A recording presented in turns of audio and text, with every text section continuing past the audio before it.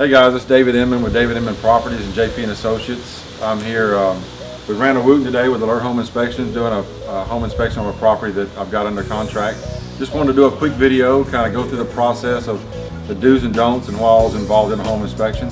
Randall, thanks for being here. I appreciate you doing the video with me. You bet. I appreciate you having me out and let me work with your clients. Gotcha. Well, first thing I want to talk about is a common mistake that's made is foregoing an inspection in the first place, not doing one. That's a huge mistake. Yes, sir. What we're going to find on when we do a home inspection is details that they didn't get to find when they were doing their previewing of the home and walking the home. So we're going to tell them the condition of the property, give them a little bit more information on it. Yeah, correct. Another thing is, is choosing an inspector. Don't choose the cheapest inspector out there. Not to say that those guys don't do a good job. They may be new, they may be trying to build up their clientele, things like that. But do your homework, do your research on an inspector, because this is like probably the most important thing in the process of your investment in buying a home is getting a home inspection. Yeah, David, what we'll find is a new inspector that doesn't have a lot of experience or anything to work with. The only thing he can really bring to the table is to drop the price. And at the end of the day, all you're going to have is an inexpensive inspection report and a lot of missed information on the home. Right.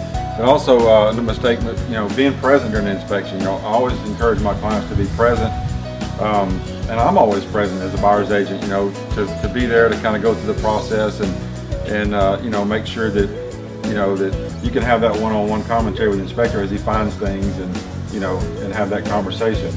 Yeah, if they'll show up at the inspection, they're going to learn a lot more than what they're just going to be able to read. We Correct, can actually spend some time talking to them, showing them things. Yeah. It goes in like not making the rounds with the inspector. You always want to make the rounds because it just, looking at a report and reading it is one thing, but actually visually seeing it, and looking at things as you find things wrong is very, very important. And like I said, it's a great way to get to know your house that you're purchasing inside and out.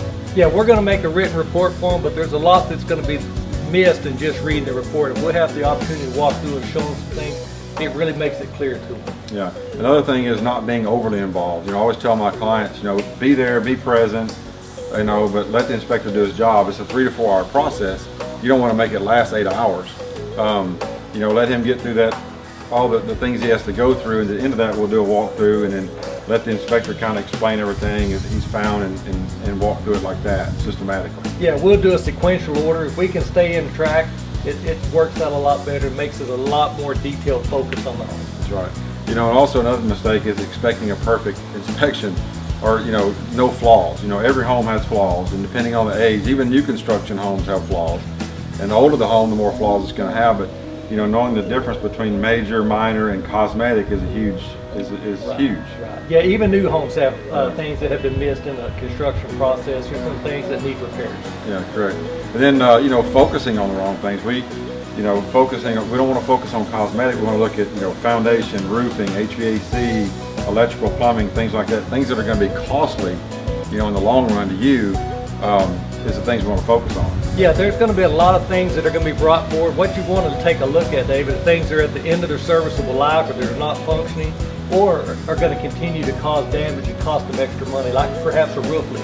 Yeah, correct. And then last thing is, not getting those repairs re-inspected. When you go through the process of all this and you negotiate those repairs, you want to come back and re-inspect those repairs.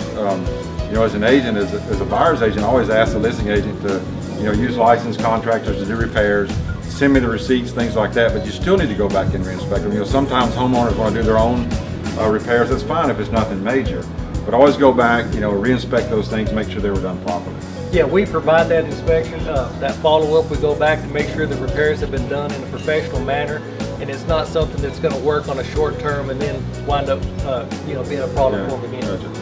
Well, guys, that's kind of it. That's kind of the ins and outs of the home inspection, what we're doing today. Randall, I appreciate you coming and helping me out doing the inspection.